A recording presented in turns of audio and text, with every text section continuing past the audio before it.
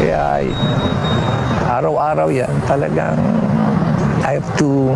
I don't fear for my safety. Sanay naman ako dyan. I just fear for the safety of my family. Kasi kung may ginawa sa akin, paano kung masaktan sila? Takot hindi para sa sarili kundi para sa pamilya. Itong nararamdaman ngayon ni dating Criminal Investigation and Detection Group o CIDG Chief at ngayoy Baguio City Mayor Benjamin Magalong sa natatanggap na mga banta sa kanyang buhay. Bunsod umano ito ng kanyang pagsisiwalat ng mga kalakaran at korupsyon sa mga sangay ng pamahalaan gaya ng Kongreso.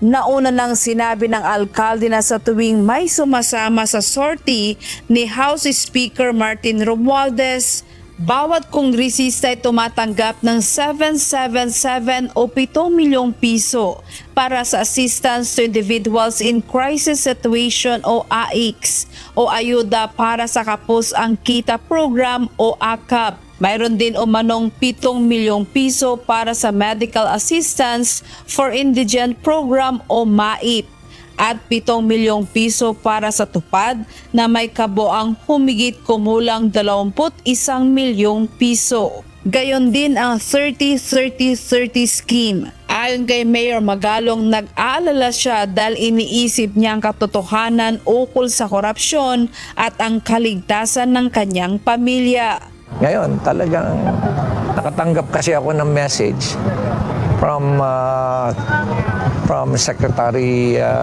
Secretary Alan Capuyan. Kasi humingi ako ng tulong sa kanya. He was formerly a general in the AFP Intelligence. At humingi ako ng tulong sa kanya. Kindly check na kung ano tong threat sa akin. And then last February 19, I received a message from him. Sabi niya, "Sir, mag-ingat po kayo. Mukhang positive ang threat." Kaya, how would you feel? Diba? Ang dami ko ng kaaway. Naniniwala rin ang alkalde ng General Appropriations Act o GAA 2025 ay ginawa para sa election fund. Classic example na lang yung ginawa nila sa ating yung appropriations, di ba? GAA, tingnan mo yung ginawa nila. No less than the president, sabi niya, is a different animal. Saan ka nakakita ng ganun na kukunting tao lang? Mga lawmakers lang, sila lang nag-usas para binago yung buong bicameral, yung NEP. At kita mo yung mga nilagay na mga pondo doon obviously, election fund ang ginawa doon sa GAA 2025. Hindi na sila nahiya. Ang kakapal ng mga mukha nila. Ang dami-dami na nga nilang ninakaw Sa kabila ng natanggap na mga pagbabanta, ayon kay Mayor Magalong, hindi naman hihigpitan ang seguridad sa Baguio City Hall. Tuloy-tuloy rin aniya ang kanyang kampanya laban sa korupsyon. Lalabang kami rito. And, galing naman ako sa gera. So, kaya ko naman. I'm willing to die for this country. Lalaban kami rito. Hindi ka mo hihinto rito. Samantala, mariin namang itinanggi ng mga kongresista ang aligasyon ni Mayor Magalong kaugnay ng korupsyon sa Kongreso. Ayon kay House Minority Leader at 4-piece Representative Marcelino Libanan, wala aniya siyang naririnig na ganito sa kanyang mga kasamahan. Sa experience ko po ay wala akong ganyan na nakikita at wala po akong ganyan na na-experience. Yung sinasabing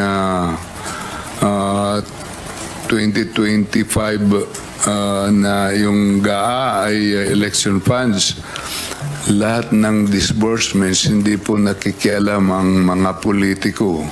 Sa mga distribution ng social services, bawal po ang mga politiko magpunta roon. Yun po ay strictly na ini-implement po ngayon.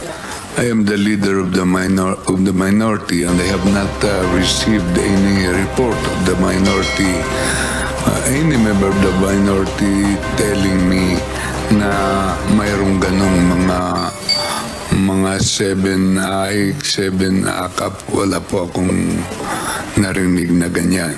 Pagdating naman sa umano'y natatanggap na death threats ng alkalde, sagot ni Congressman Libanan, Alam niyo po, pag government official ka, kasama na po yan eh. Hindi po ordinary maging public servant. Pero ewan ko kung mayroong ganyan, pwede niya i-report yan sa DICT. Madaling matuntun yan kung sinong nag-threat na yan. Grace Dr. Lero, UNTV News and Rescue. Diyos ang aming sandigan, serbisyo publiko ang aming pinahahalagahan.